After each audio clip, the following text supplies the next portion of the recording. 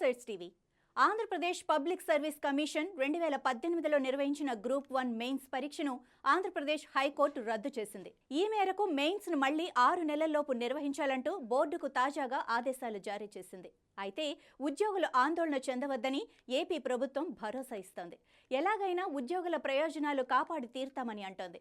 ఈ క్రమంలో ఈ సింగిల్ జడ్జి తీర్పుపై అప్పీలుకు వెళ్తామని ప్రకటించింది.